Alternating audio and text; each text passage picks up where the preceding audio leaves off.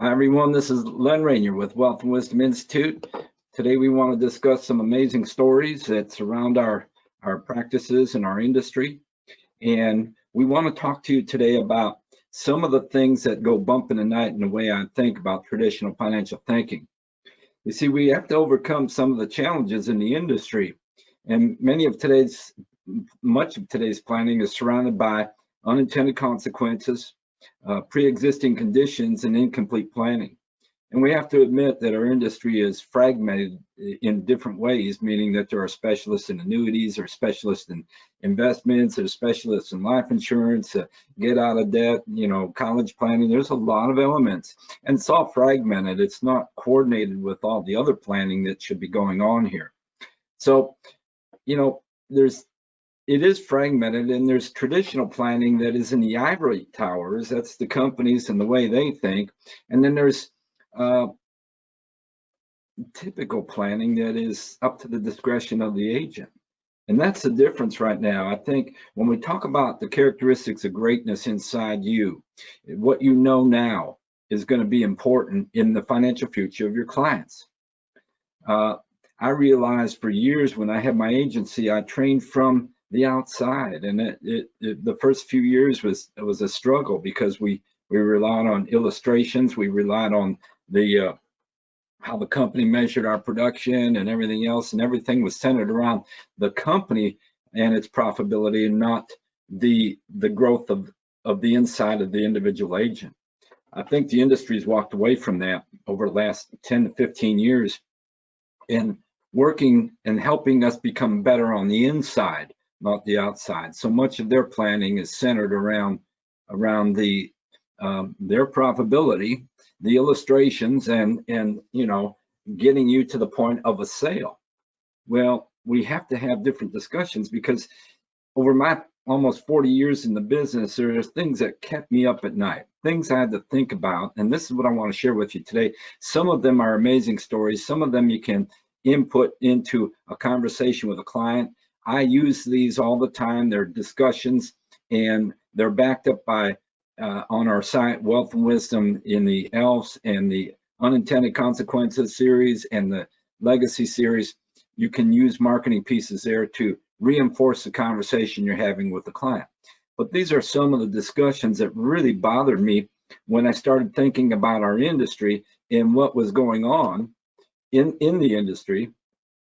And we had to come up with different discussions.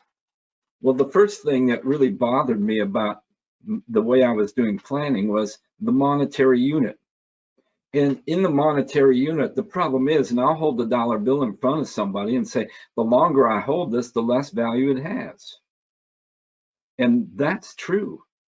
The monetary unit has changed dramatically since 2000.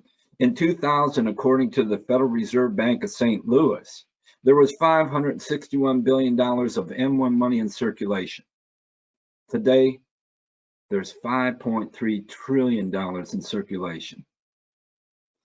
The question is, at what point in time does it start to lose its value? And we can have that discussion at a later time. But the problem is, the monetary unit continues to lose value. And as we plan things out 20 and 30 years out into the future, we absolutely have no idea the value of that monetary unit at that time.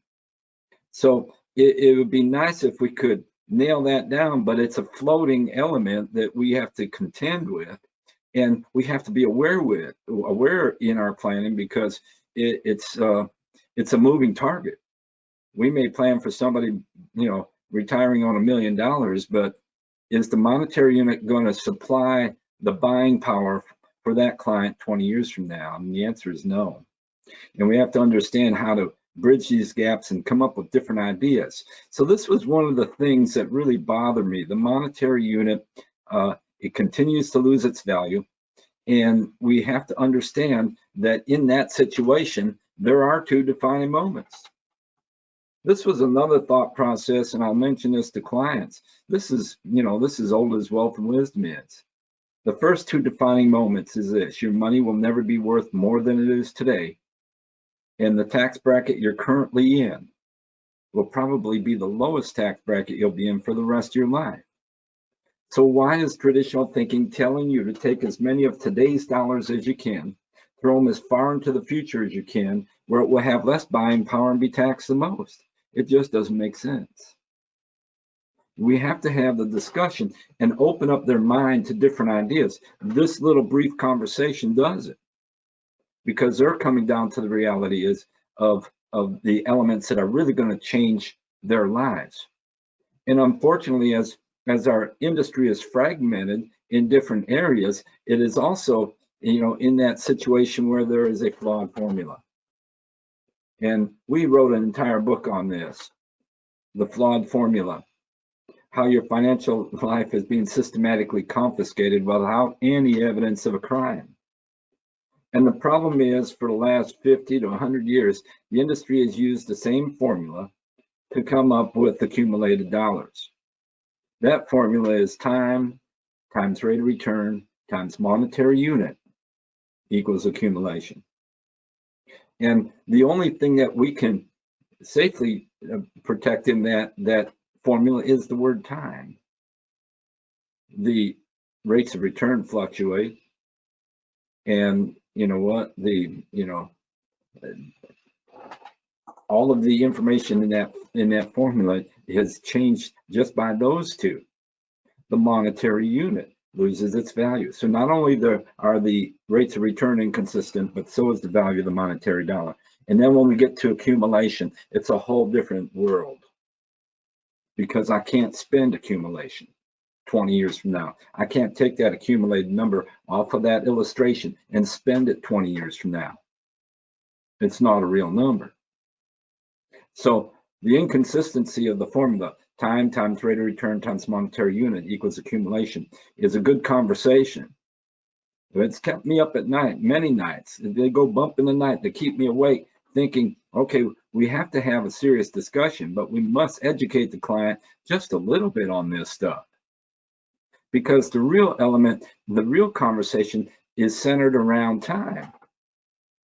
Now, time is one of those things that has bothered me for a number of years, because in order to reach the financial goals in traditional financial thinking, the only thing that makes money compound is time.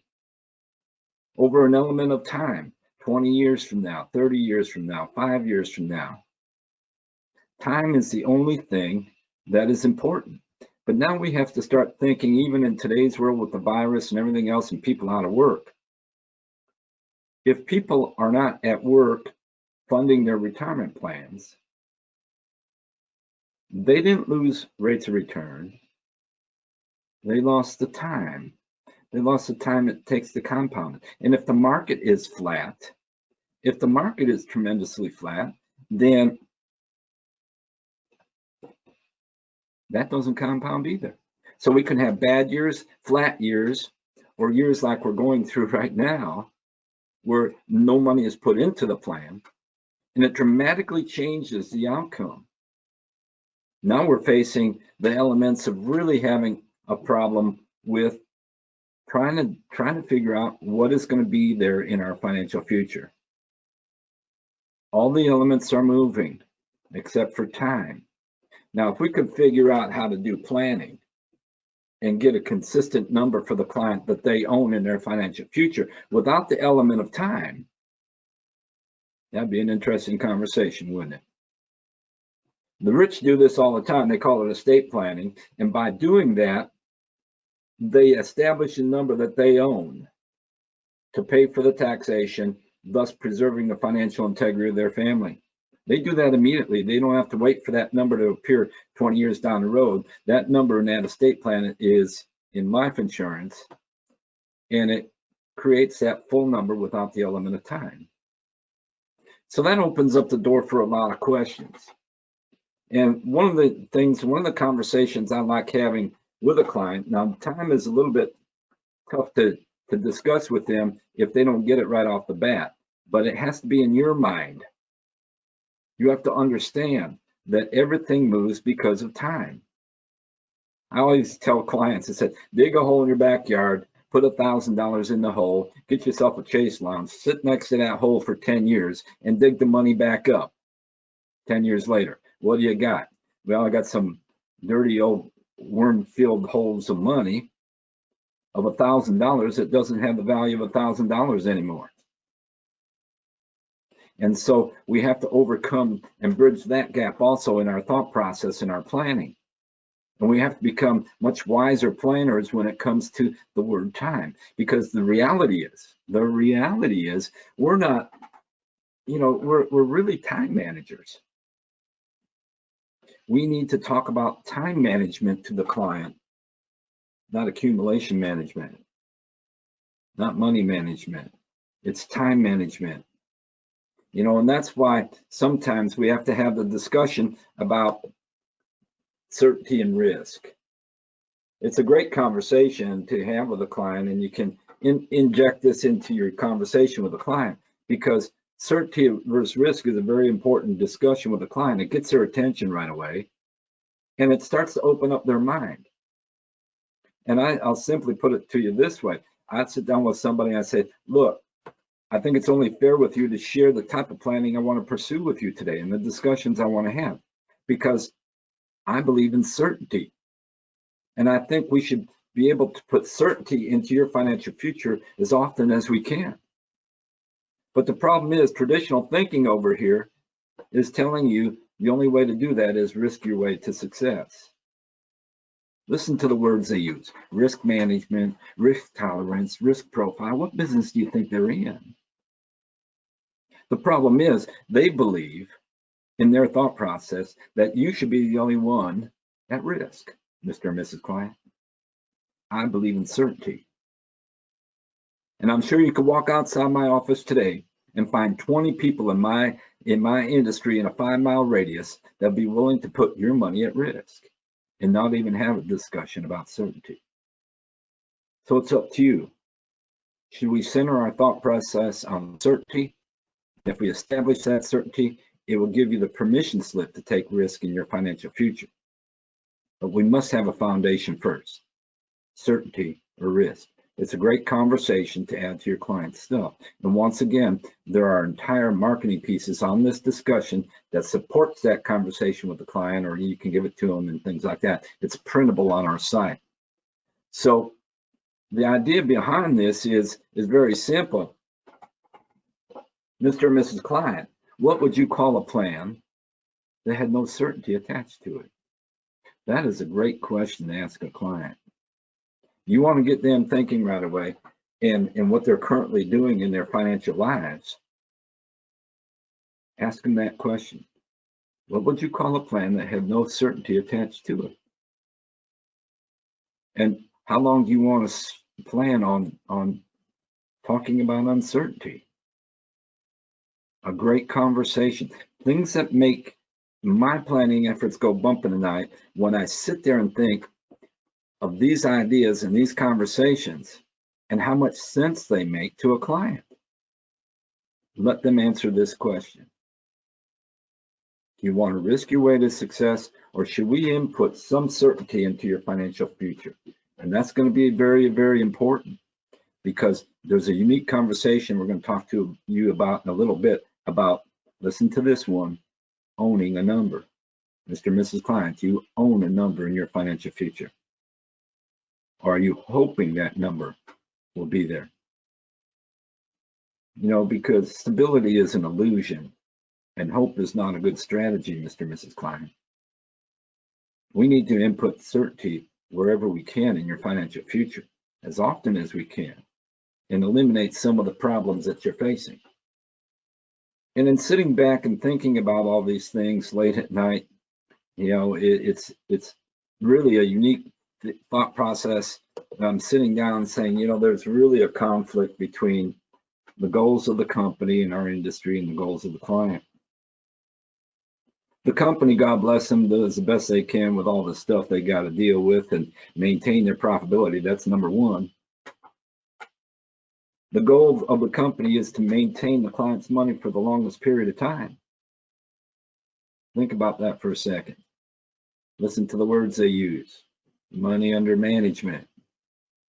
And it's an amazing thought process to me, because that is the core, that is the center point of the company's profitability.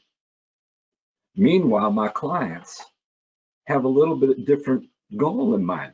They want to achieve their financial goals in the least amount of time, not the most. So the thought process is, what if we were able to achieve some of their financial goals without a whole lot of element of time and remove some of the challenges that they're facing in the future, and they own the number? That's not the goal of the company. That's the goal of the client. Now I got to ask myself the question, who am I working for here? And that's an important question in our industry. Am I working for the company or do I work for the client? And the Department of Labor stepped all over that, and we're still trying to figure out, and that may come back to haunt us yet, but the idea is I work for the client.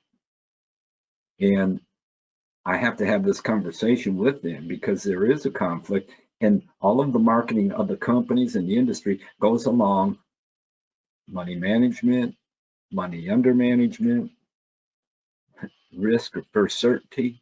Listen to the whole thing. Get a deeper perspective of what's really going on here. Because there is some problems out there, and one of the really major problems that we've been hitting this year is talking about the idea of buying power. Because we need to have a discussion about buying power versus accumulation. This kept me up at night for a long time. You can go to any source, just about any source, and find out since the year 2000 that the buying power of the dollar has depreciated by 31% over the last 20 years. 31%. That's incredible. Then we got to tax it. Think of it this way. You start out planning with a client in the year 2000, and they have a goal of reaching a retirement age in 2020 with a financial goal of $1 million. And somehow, miraculously, we put a plan together and they got the $1 million. It's 2020 now. Remember, that goal was set up in the year 2000. The problem is, when they reach retirement age, they're going to discover that they don't have $1 million of buying power, according to the accumulated values. They have $690,000 in buying power. Now, the real problem starts when we start to take that thought process into consideration and saying, now I must pay the taxes on $1 million with the $690,000 I have of buying power. Reducing that element, my retirement goal, even by over another $100,000 or so. How do we bridge that gap? How do we overcome that, or we just walk away from it at that point in time? Because these are the challenges we must face in finishing the plan, in understanding that what we're proposing to them and what they think is real.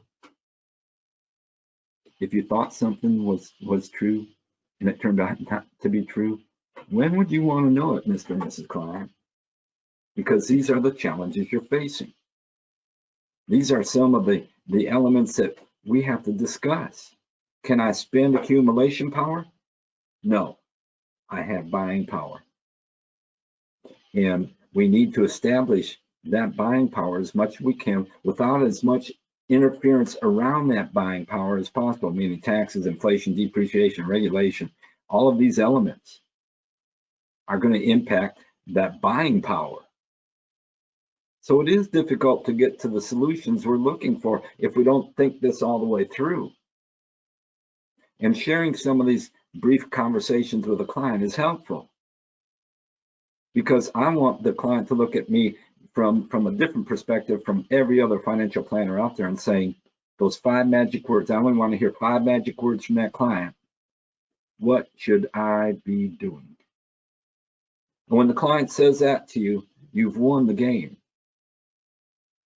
You can go beyond one product sale, and now you can start to have deeper conversations with that client and start to add additional sales to your discussion and planning efforts. You see, we have to talk about the pre-existing conditions in traditional financial thinking. And there are pre-existing conditions. And these pre-existing conditions are there on an everyday basis. And many times the element of these pre-existing conditions increase over a period of time and lessen the amount of money that we end up with in the future. So pre-existing conditions is a unique term to discuss with the client so that they understand that the challenge isn't just picking the right stock. The challenge is everything around their financial dollar, their monetary unit. We need to talk to them. And one of the most dramatic conversations you can have with a client is about the core elements. If you're going to learn anything, learn the core elements. We started working on this 15 years ago. It's on our site. We got printed material for this to have the discussion with the client. It's a great conversation because it disturbs the thought process of not only the client, but of traditional thinking. We've cornered the industry on this one. There are 5 core elements: risk, taxes, regulation, inflation, and depreciation of the dollar. Mr. and Mrs. Client, does the 401k solve the problems you have of risk, taxes, regulation, inflation, and depreciation of the dollar, or did I just describe to you what it is? See, those 5 core elements are what are going to destroy and determine the financial future of that client. Do they need, as traditional financial thinking says, do they need to risk their way to success? Does it avoid the taxation? Mr. and Mrs. Client, our tax is going to be higher or lower in the future. We have to understand what the government's doing with printing all this money, with the debt in our nation. You can go on to the debt clock on our site, and we're at $26 trillion of debt right now in our country. The 4-year projection goes from $26 trillion to $45 trillion. This is coming from the government site. Who's going to pay for that? What is taxation going to be looking like? What are benefits going to be looking like? Now, I know we don't want to have all these conversations because we don't have all the answers, but we can start to prepare them on the basis of the 5 core elements: risk, taxes, regulation, inflation, and depreciation of the dollar.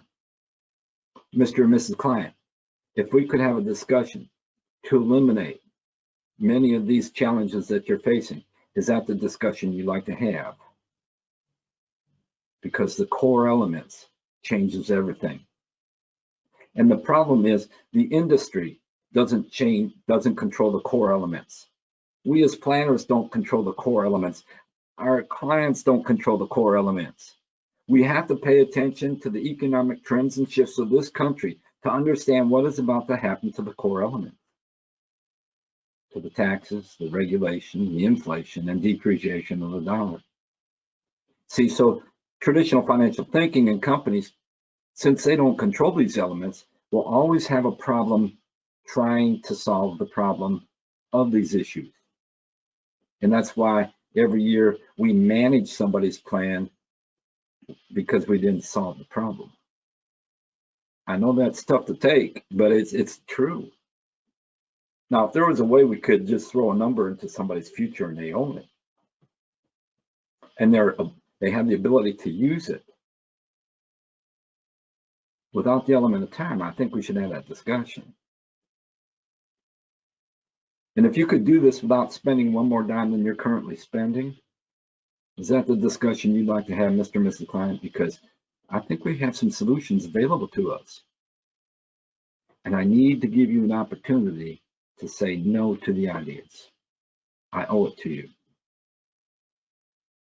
Our discussion will take about 5 minutes. We need to overcome these challenges. And we can look at different elements and we can say, now I've got investments, I've got all of these things in my portfolio. I've got stock investments. I got investments across the board. I mean, you look at them and you say, well, you're doing pretty good. The numbers are good. But the stock market's measured in volume. And so in the year 2000, The stock market at its high was like at 11,000 points, the Dow.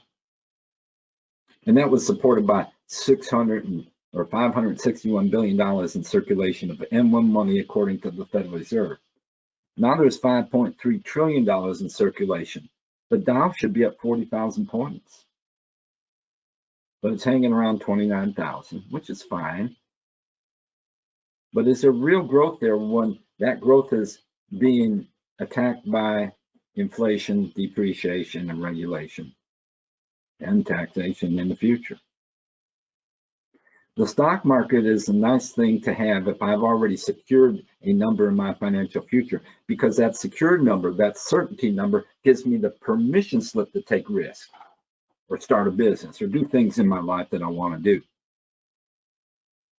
But without that certainty, our whole financial future is a risk. And we're relying on other people to determine what and how much that risk is.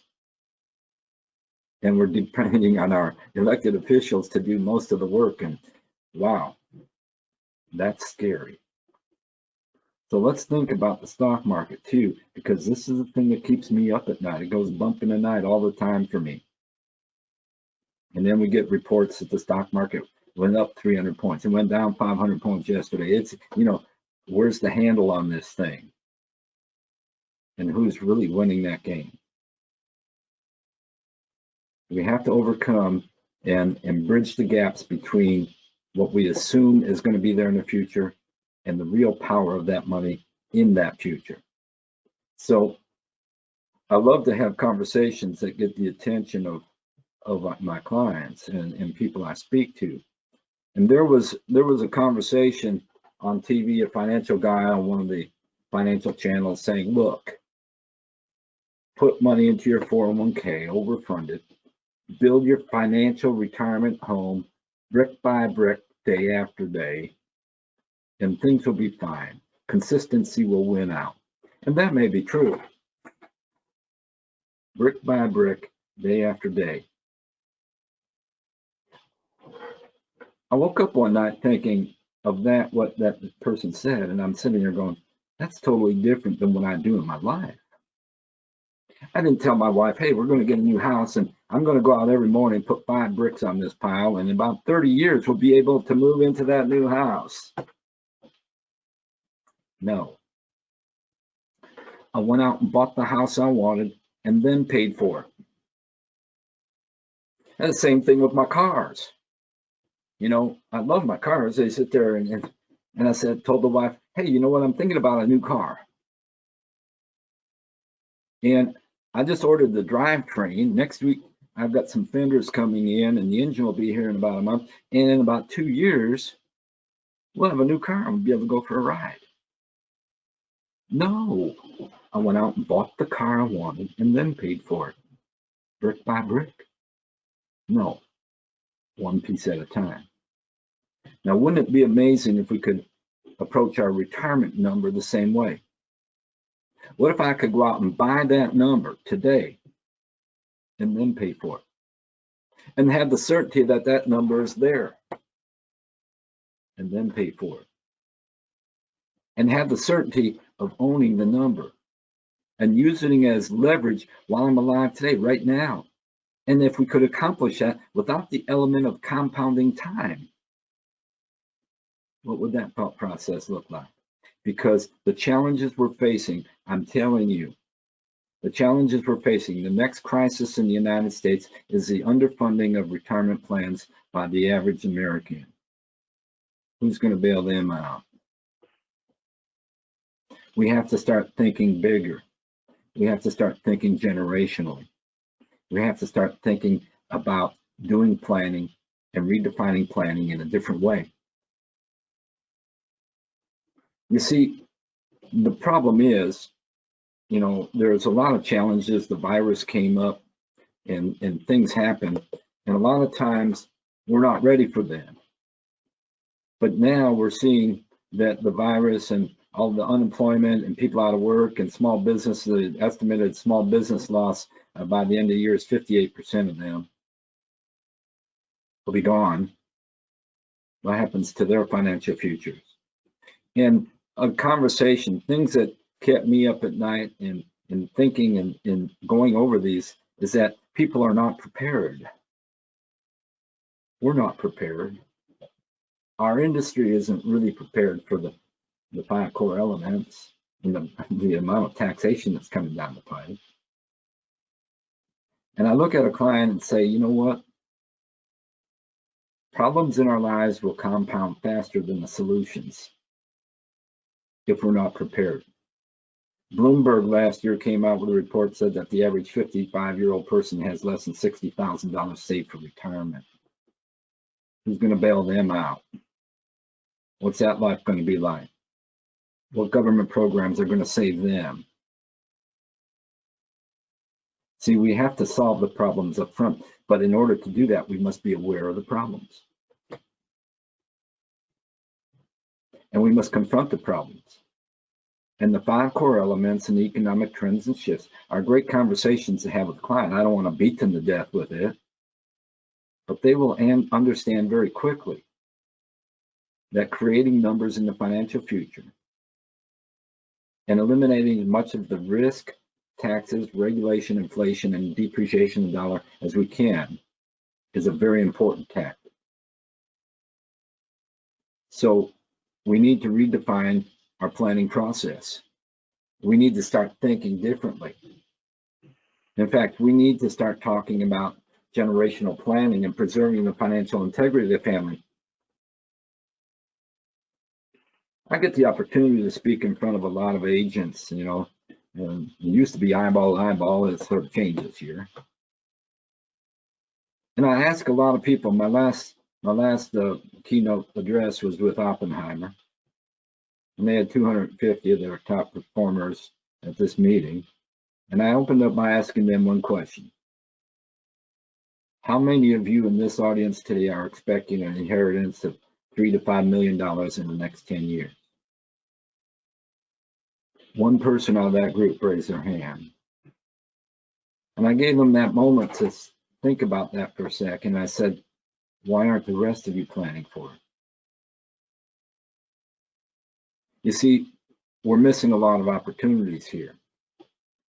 We're missing the opportunity of creating a financial world where they actually own a number or two.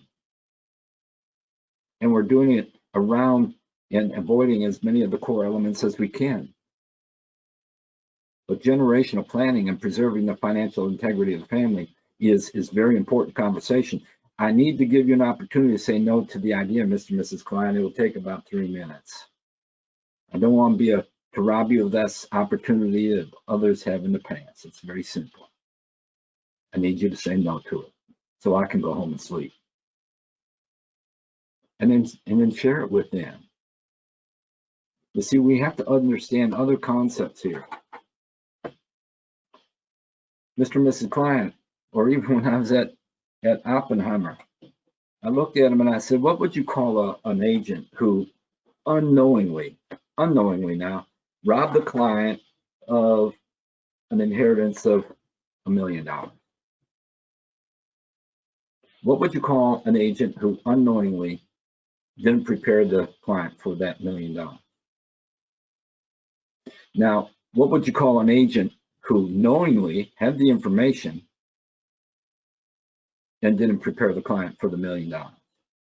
It's 2 different adjectives. One agent just wasn't smart enough or wasn't trained well enough. The other one knew it and didn't bother going down that path. And yet, when we look at the World Report, 53% of the working population today are expecting some type of inheritance to pad their financial retirement by $1,000 to $3,000 a month. They're expecting that inheritance to be there, but nobody's planning for it.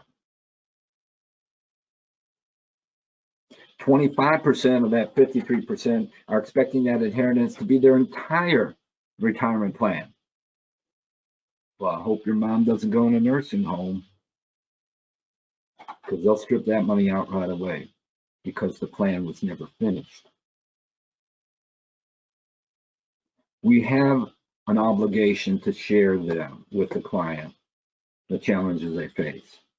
And we're not going to beat them to death. We're going to make it an opportunity for them to review and rethink some of the decisions they made in the past with the information you're going to be sharing with them. It's very important. So one of the last elements I want to talk to you about is the family.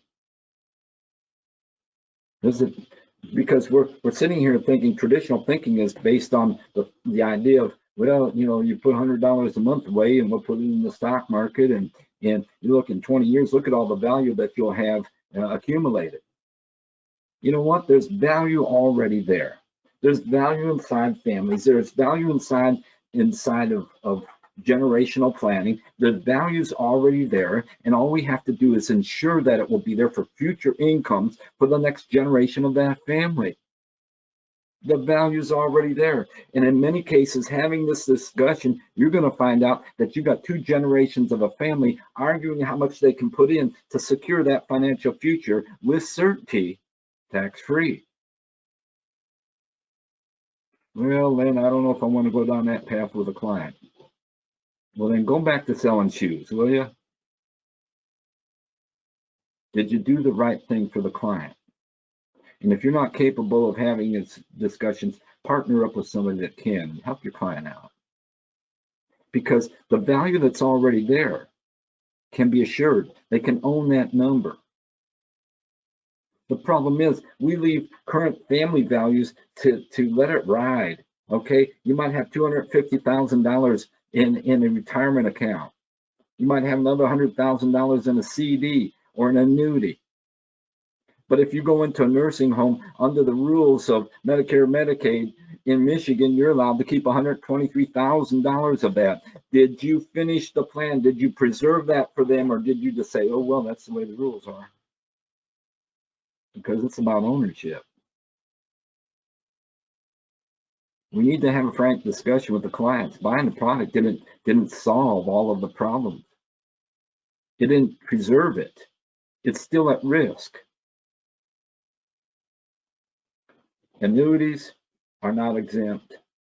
Life insurance cash values are not exempt in a nursing home situation. Medicare, Medicaid, that is. Preserve the value that's already there. Finish the plan and make sure the ownership is proper, either in a trust or with the children of the parents. The ownership's got to be outside of that circle of the elderly people. So the 11 seconds of questions are going to be very important. Are you a member of a strong, loving family? Are your parents or your children alive? On a scale from 1 to 5, 5 being the best, how are they doing financially? And on a scale from 1 to 5, 5 being the best, how their health?